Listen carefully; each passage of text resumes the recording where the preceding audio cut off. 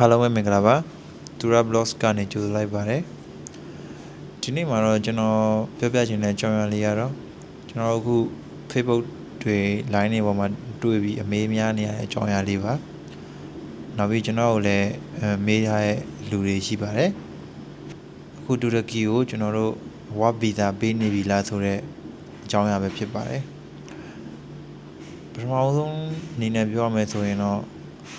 အခုချိန်မှာတော့ကျွန်တော်တူရကီနိုင်ငံကမြန်မာနိုင်ငံသားတွေကို PJ ခေါ် work visa နဲ့ဝင်ပိတ်ထားပါတယ်ယာယီပိတ်ထားပါတယ်ကျွန်တော်ဒီကိုများသောအားဖြင့်လာတဲ့လူတွေကတော့ visit visa နဲ့နောက်ပြီးတော့ student visa နဲ့ပဲလာတာများပါတယ် work visa ကတော့မြန်မာနိုင်ငံသားတွေကိုယာယီပိတ်ထားပါတယ်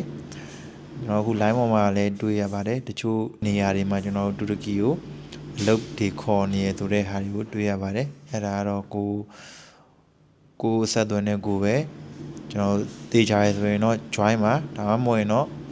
ကျွန်တော်တို့တတိထားပါဘာလို့လဲဆိုတော့တူရကီနိုင်ငံကမြန်မာလုပ်သားတွေကိုလုပ်သားခေါ်ယူခွင့်ကိုယာယီပိတ်ထားပါတယ်အခုထိမဖွင့်သေးပါဘူးကျွန်တော်ဒီကိုရောက်နေတာတစ်နှစ်ကျော်လောက်ရှိပါပြီကျွန်တော်ရောက်ပြီးဘယ်တော့မှမကြာဘူးဝါဗီဇာပိတ်သွားပါတယ်